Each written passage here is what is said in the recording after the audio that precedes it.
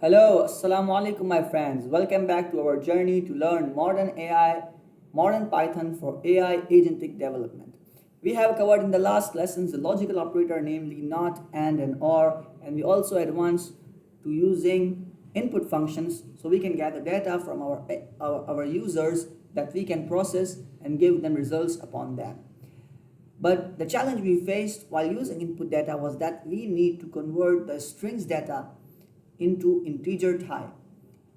So we can face similar challenges in our similar tasks. Sometimes we need to convert strings to integer and sometimes the integers to strings. Whatever may be the case, for all of these cases, Python has given us a wonderful tool which is type conversion. And today we are going to dive deep into that. Let's go. So, for example, you want to convert string to integer. That is easy. We have covered up in that in the last lesson. For example, you want to get age from the input, what is your age? And you want to tell your user what will be their age in next 10 years. For example, print you will be you are age years old and in the next 10 years you will be age plus 10. But see, what problem does that arise is that this procedure needs integer value to add 10 into the age, but the input is giving us a string value. So what we can do, we can in the real time here change the value of age from string to integer, and that will hopefully remove the error. See, it has really removed the error, and now we can see the results we want to see. Sometimes you may need to convert integers to string form. For example, you have a message.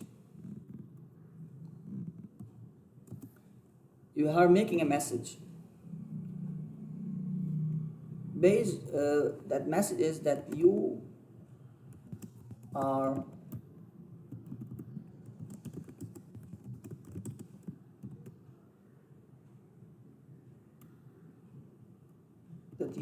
that your age is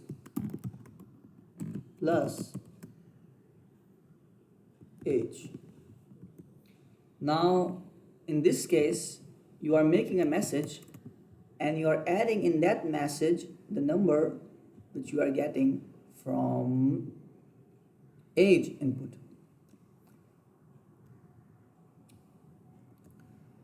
But the age has been here converted into the integer. For that reason, you will have to convert it back into string. So unless and until you convert it back to a string, Python is not going to add a number into a string variable. So we will wrap it inside the string function, and it will make our life easier and let these two seemingly different types act together and make a summed up result.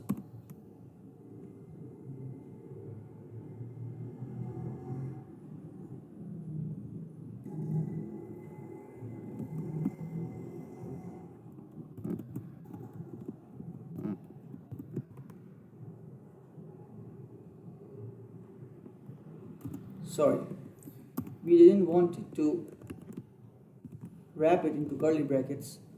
Just wrapping it into the string function was enough. Print this message. And here we have our message summed up and displayed in a beautiful form. Sometimes you need to convert the input you are getting into float type. The user will give you the input in string type and you have to convert into float so you can process it with decimal units. In this case, see, here hopefully we would not be able to process the radius of circle because the input will be given in string form. See, 9.7.